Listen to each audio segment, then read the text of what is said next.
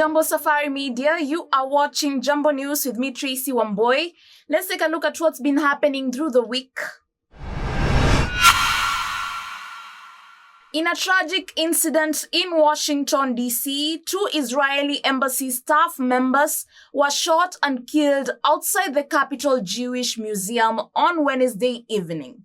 The victims, a young couple planning to get engaged, were attacked by Elias Rodriguez, a 30-year-old from Chicago, who shouted "Free Palestine" during the shooting. Authorities confirmed the incident was targeted, prompting a major police response and lockdown of nearby Georgetown University. I'm Chief Pamela A. Smith, Chief of Police for the Metropolitan Police Department, and I'll start by expressing my sincere condolences to both of the victims and families, and also the attendees tonight at the Capitol Jewish Museum.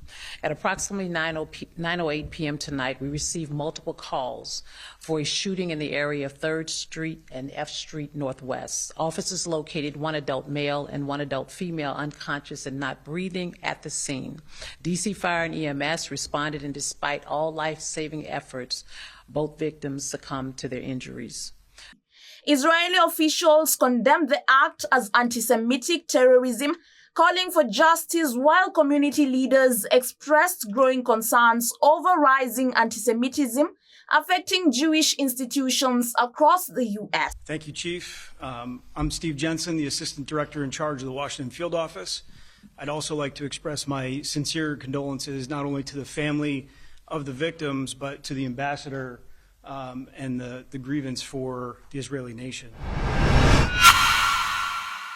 President Donald Trump is currently negotiating a major tax and spending bill with House Republicans, aiming for a vote as soon as Wednesday or Thursday.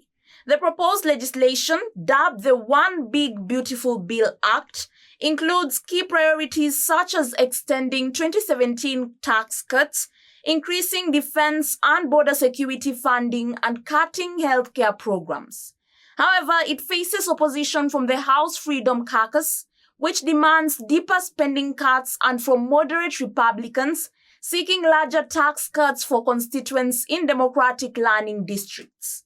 The Congressional Budget Office estimates the bill could add $2.3 trillion to the national debt over the next decade, raising concerns among some lawmakers. With a tight margin in the House and a self-imposed deadline of May 26th, Trump and House Speaker Mike Johnson must secure near unanimous support to advance the bill to the Senate, where further negotiations will be necessary. They have a proposal, but more importantly, they know they have to move quickly.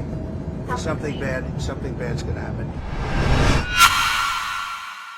A natural disaster has been declared in New South Wales, Australia, due to severe flooding that has forced nearly 50,000 residents to evacuate.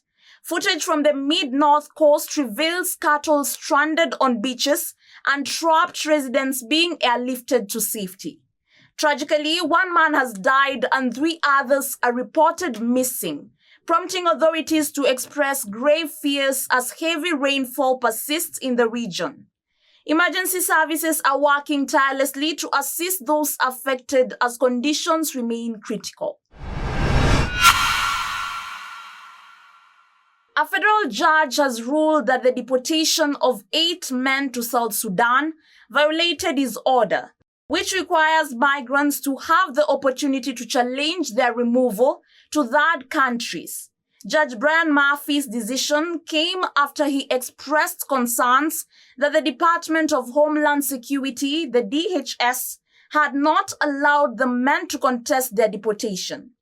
The DHS describes these individuals as uniquely barbaric monsters convicted of serious crimes, including murder and sexual assault. Following the ruling, the judge stated he would consider holding the DHS officials in contempt of court for their actions.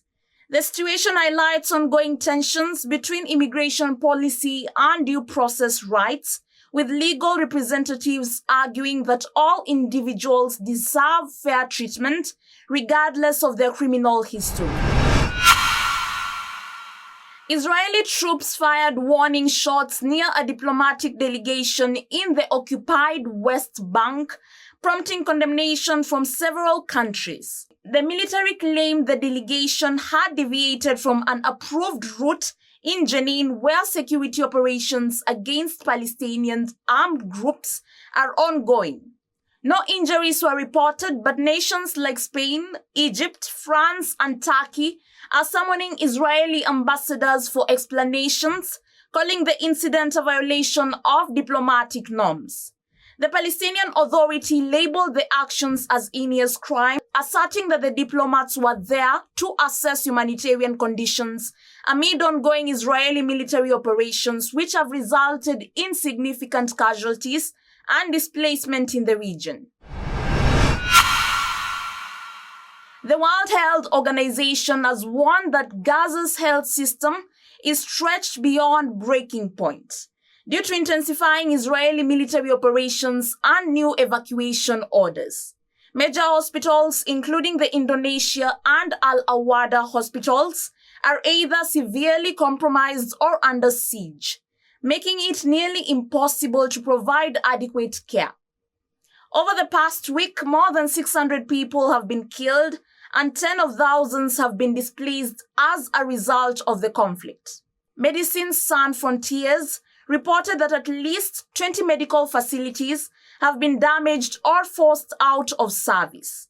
The situation is critical, with international organizations calling for an end to attacks on healthcare and urgent action to protect medical personnel and facilities. The historic Drum Tower in Anhui Province, China, partially collapsed on Monday, with hundreds of tiles falling from its roof just as visitors were nearby. Eyewitness footage captured the moment sections when the roof came down, though fortunately no injuries were reported. Built in 1375 during the Ming Dynasty, the tower underwent extensive renovations in 1995. Local authorities have initiated an investigation into the incident, focusing on the design and construction of the recent repairs. The site, known for its historical significance as the hometown of the Ming Dynasty's founding emperor, is currently closed for repairs, with a reopening date to be announced later. Thank you for tuning in to Jambo Safari Media. This was Jambo News with me, Tracy Wambui.